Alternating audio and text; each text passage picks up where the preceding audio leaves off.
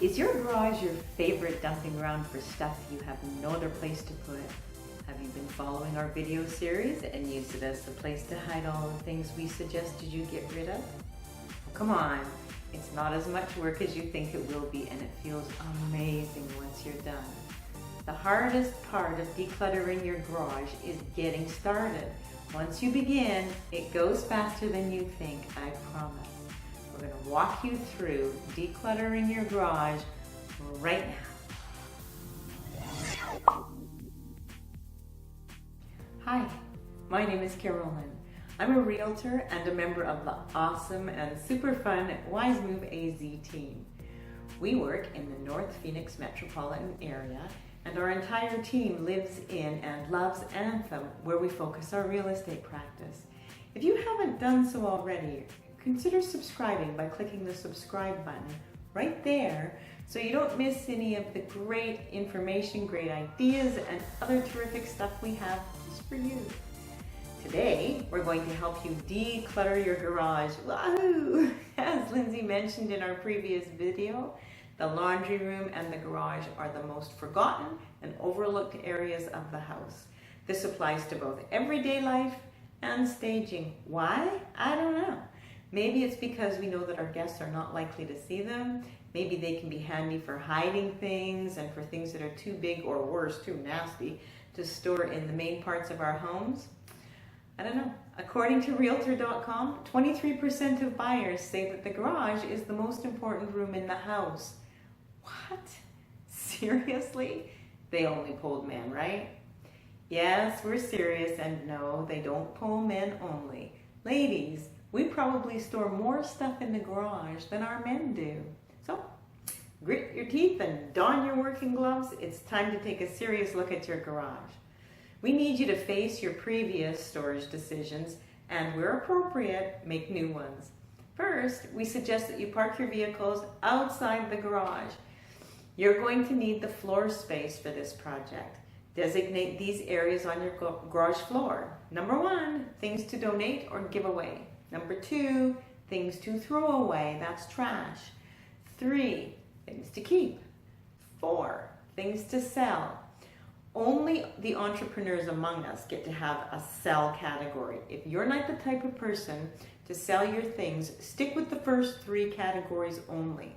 Now, take everything in your garage and put it into one of the designated piles. Don't store anything in your cabinets or on the walls until you've completed this task.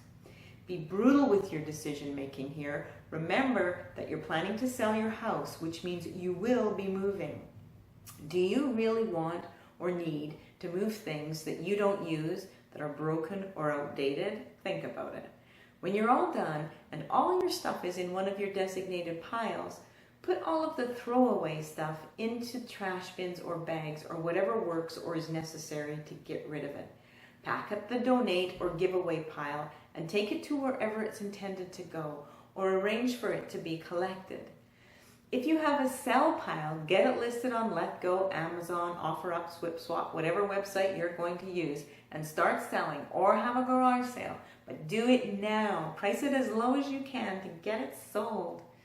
You're now down to one pile. It's the keep pile. Before you start finding storage spaces for the things you're going to keep, it's time to clean. Wipe down all surfaces. Yes, all surfaces. Horizontal, vertical. The only thing you can't clean is the floor. It gets a pass until you deal with the keep pile. Take a serious look at the keep items. And again, being brutal, consider packing those things that you're not going to need between now and when you move. Remember to label the outside of boxes or containers really well so that you can quickly determine, without opening them, what's inside. The next step is to organize the keep items you cannot pack to move. Sort them into logical categories such as tools, bikes, water toys, golf equipment, etc. Then allocate your available storage space by how the organized piles will fit into the storage. Bikes are probably best stored on a wall rack so they can hang. Long handle items also store well on a wall hanger. Golf equipment needs a tall area for clubs coupled with a shelf for smaller items like balls and gloves. Tools can go onto a pegboard, and so on. Once you have it all planned out, go ahead and start putting things away. If you don't have cabinets for storage, consider overhead or wall shelving. Pack your things into well-labeled, neat and clean containers on shelves. These can act as moving boxes when you're ready to leave. Now you clean your floor. Sweep and, if necessary, power wash the floor. If you have oil or grease stains, consider pouring paint thinner on the stains. Cover them with an absorbent material like kitty litter or baking soda. Leave it overnight, then sweep it up in the morning. Be careful. Paint thinner is flammable, so you must follow the instructions on the can. No sparks, no flames, and plenty of ventilation is required. If the floor looks good when you're done, you're good to go. If not, consider painting it or covering it. Now it's time to look around your garage. Is everything right? Is there enough light? Is everything working the way it should? Do the walls need painting? Do you need to make repairs? If so, get it done. So well done. You got through this video, and now it's time to get to work on your garage. That's all I have for you today. If you want more information on decluttering your garage, or if you want to stay up to date on all things Anthem, subscribe to our Wise Move channel or go to our Wise Move AZ website. Remember, if you or anyone you know is looking to buy or sell a home, please give us a call. It's always the right time to make a wise move with the Wise Move AZ team. Thanks for joining me today.